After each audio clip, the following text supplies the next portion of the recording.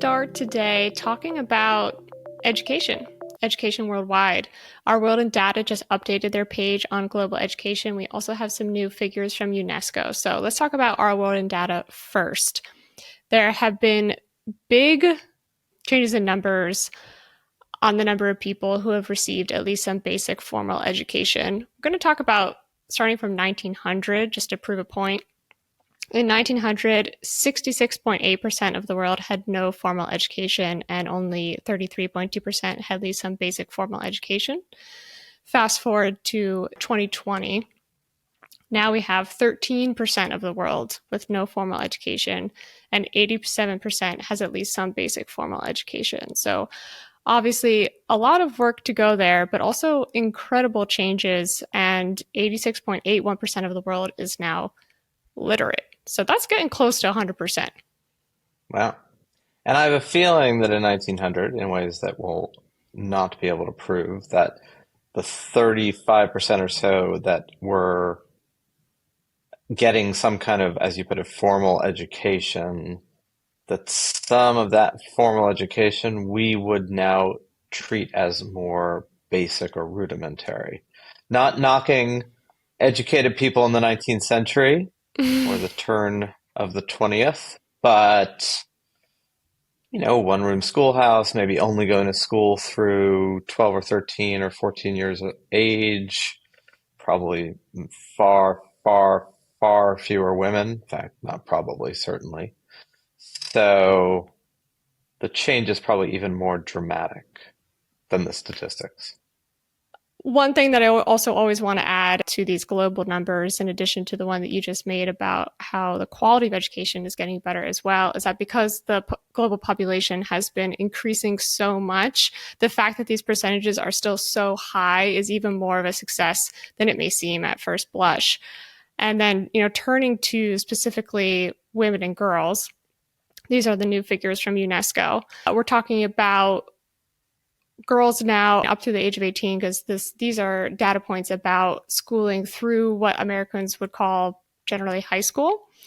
Since 2015, 50 million more girls have been enrolled in school globally. So that's counting primary school and then middle school and high school. And completion rates at each level are increasing, although they still need work. And we shared this fact on social media recently, and I caught a lot of flack for not including that this disparity in numbers is actually not in favor of boys versus girls. So we were just celebrating the fact that 50 million more girls are now in school since 2015, which is great. But also worth noting that more boys are out of school globally than girls. So it's 122 million girls are currently out of school, and 128 million boys are currently out of school. 95 boys complete high school for every 100 girls. So improvements to be made across both fronts, but the fact that 50 million more girls are now in school from 2015 is definitely something to applaud. Yeah, I wonder if that segues at all with the conversation we had months ago with Richard Reeves about the struggles of young men. Granted, a lot of what he was writing about was more in the United States in a more sort of, I don't know, post 1960s, 70s changes in society, and also a conversation that we will have in a few weeks about 1960s feminism. But that's simply a teaser for a future discussion. Look, I think in general, these arcs remain pretty astonishingly unarguable statistically. The question is, one, why is that not more evident to more people? Meaning, why has that reality not sort of penetrated our sense of reality? Why are the numbers so surprising, and why do we remain of such a different view? We being, if you talk to many of us, I mean, look, sometimes both you and I read these news items and statistics and react with surprise because it also cuts against what sometimes we think is going to happen, even though we're already predisposed to look for things happening that are good. And maybe there's a time lag, maybe it takes a while for change to sink in, for people to realize that things are different. I don't know, but I do think that these are the kind of things going on that A, we should be more aware of, which is what we're trying to do and bringing it to light every week. And B, the fact that we're not collectively more aware of it says something about our own filters and our own lenses. Well, one quick point about Richard Reeves, and I think this was the misconception that I got all of that flack for on social media, is that these boys that are out of school are primarily in sub-Saharan Africa. So it's just like a completely different data set than when we're talking about kind of the rise of women educationally in high income countries like the US. That being said, again, there is still a larger amount of boys out of school than girls, primarily because they're being asked to work as kids. So still an important point to make, but just a different one. And as for these stats not being in front of our awareness, I think part of it has to do with the fact that so many of these large global organizations and NGOs have so many appeals that make not only the news, but just get to us through social media and other methods that talk about the 122 million girls and 128 million boys that are out of school, because we want to fix that. We want 100% on everything, right? We want 100% kids in school and completing school. And they should be raising money for that. And we should be trying to fix that. But that does sometimes cloud, as we're saying now, all this progress that has been made. And I do think sometimes that people would be even more willing to give money if they knew that all their money had actually gone someplace that worked. I remember talking to a friend of mine that works at the UN specifically on global poverty campaigns. And I was telling her, well, like global poverty has gone completely down in the last, 50 years or so, maybe not in the last 3 to 5 years, especially with the pandemic, but generally it's been a wild success story. She was like, no way, that's not true. You got to send me data on that. And I was like, sure, I'm happy to do that. And it was actually helpful for her because she was getting really burned out because she just kept on thinking we're sending out all these appeals for money and there is money coming in, but still nothing is happening. Wow. I mean, that's kind of a depressing, someone who works in the middle of this, who has been so overcome with just the daily dose of how bad things are. I know people have worked for refugee organizations, humanitarian organizations. The challenge of that work is like, that's what you see because that's what your work dictates. And there are real issues and these are real problems, but you do tend to have your days filled with it. It's almost as if I remember when my kids were growing up and we had friends, one of whom had been an emergency room surgeon.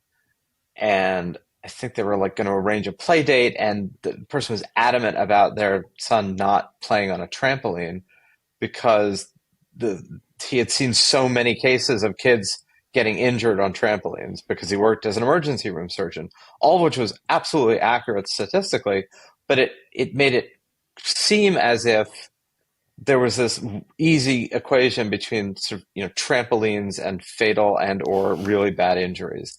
And in that way, even these people who work in the midst of agencies devoted to solving these problems can often feel like they're making absolutely zero positive movement because all they see every day is all the things that remain to be done. And I think part of the point of saying, hey, wait a minute, actually, there has been real change here. I mean, maybe there's not. I don't know if trampoline safety is any better. That's a whole other issue. I was going to say, I don't have stats on trampoline safety, but my neighbor when I was growing up was in a full body cast because he fell off a trampoline for like a year. So I also have a powerful emotional anecdote about trampoline safety. Oh my God. You've now just like proven the point. I'm clearly just a terrible, terrible, neglectful parent. It's a wonder that my children made it. Anyway, let's move on from trampoline safety. Maybe we'll look into that one day. The Federal Reserve just released their triennial, meaning it happens every 3 years, survey of consumer finances. There's a lot of information in this, but one thing that Axios reported on, and I'd like to highlight here, is that there was a new high in 2022 of Americans holding stocks at 58%. So that beats the last high of 53%, which was pre the financial crisis. Hopefully this new high doesn't bode some kind of crisis ahead. And one little piece of interesting data in that as well is that more Americans are now buying individual stocks rather than mutual funds. I mean, a lot of this is still driven by the change from the 20th century defined benefits plan where you got a pension plan that was managed by your company. So you worked for GM. And part of dealing with that is you got a pension and and that was managed for you by GM. And today, almost all those retirement plans are what they call defined contribution plans, where you put your money aside and then you allocate it in a menu, and most of that menu is mutual funds and ETFs that own stocks. So it's still true that most Americans, as stock ownership has gone up, are owning stocks via these vehicles, which means they're still owning them, but just means they're not buying them individually. I suppose there's always been a pushback on the individual buying of stocks because it's riskier. You expose yourself to one decision rather than a basket. But it does point to the fact that, owning stocks is not just this playground of or casino for the wealthy and for Wall Street. It's become a much more ubiquitous aspect of how all Americans, many Americans, a large percentage, as you just said, of Americans are in equity markets or in stocks because that's part of their long-term savings and retirement plan. And should probably be more part of the picture when we talk about savings rates, because that doesn't show up. I mean, this is a little wonky with statistics, but it doesn't show up as part of your savings. So when a lot of people said, you're not saving, you could be owning stocks, but it wouldn't show up as a part of a savings rate.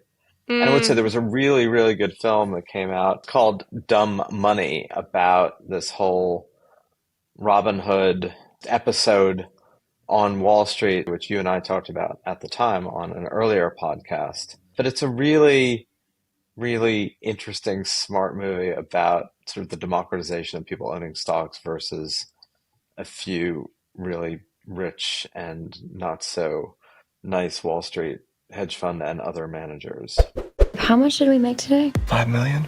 How much did we lose today? $1 billion. Wall Street is betting that this company is going to fail. If he's in, I'm in. If he's in, I'm in. GameStop, those shares not stopping. The stock is only going to go up. When they hit, I'm going to buy you a mansion. Yeah, and as you're pointing out, there's certainly risk in that, but just purely anecdotally, we spoke a few episodes back about the Black cohort in Gen Z being particularly entrepreneurial. And I think this is also related to the stock thing, because just from what I see around me from friends and people in my cohort, there is a huge take up of stocks and the building generational wealth sort of movement in the Black community, which I think is fantastic. And I also just see a lot of people around me in these stock kind of groups where, it's not technically financial advice, but there are all kinds of these groups that are trying to show people how to get into the stock market, how it works. There are people on social media that's directed at millennials. And honestly, I think it's fantastic. I would love to see that much higher numbers than 58%.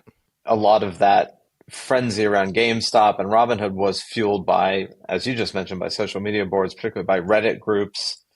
And I think what you're seeing now is, while that was an extreme and dramatic episode about individuals and stock ownership, this is becoming much more part of our culture, for better or for worse. But I do think it means that in many ways, that old system of defined benefits, you got a job in your company, managed your pension plan, and then you got your money, was and is a more paternalistic one. It's one where you give over your future to people who are supposed to know better, and then you get your money doled out when you retire.